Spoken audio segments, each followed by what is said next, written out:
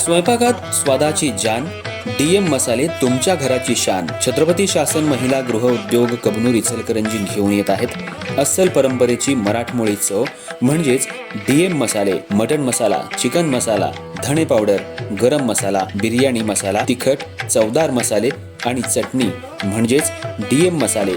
तर आजच आपल्या जेवणाची रंगत वाढवण्यासाठी केमिकल विरहित डीएम मसाले, गृहिणींच्या मनातले मसाले आणि चटणी अवश्य वापरा.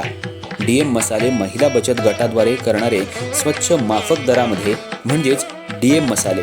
संपर्क दिव्याताई मगदूम, मोबाईल 91 30 80 22 55.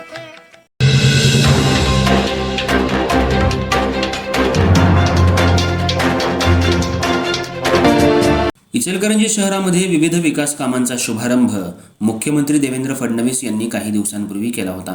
पुन्हा त्याच विकास कामांचं नारळ फोडून दुसऱ्यांदा उद्घाटन घेतलंय. याला शशांक बावस्कर यांनी पत्रक काढून विरोध दर्शवला होता.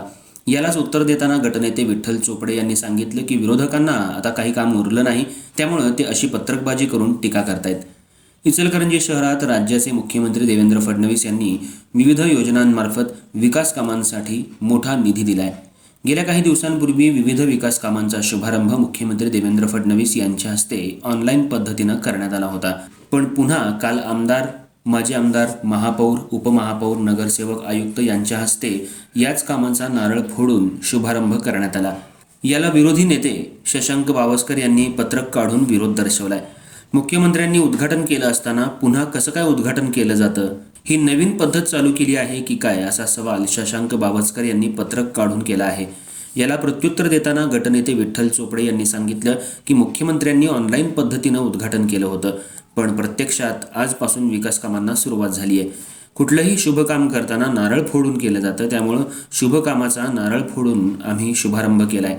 सध्या विरोधकांकडे कुठलंही काम राहिलं नाही. विकास कामं मोठ्या प्रमाणात होत आहेत, त्यामुळं त्यांच्या पोटात आता दुखू लागले.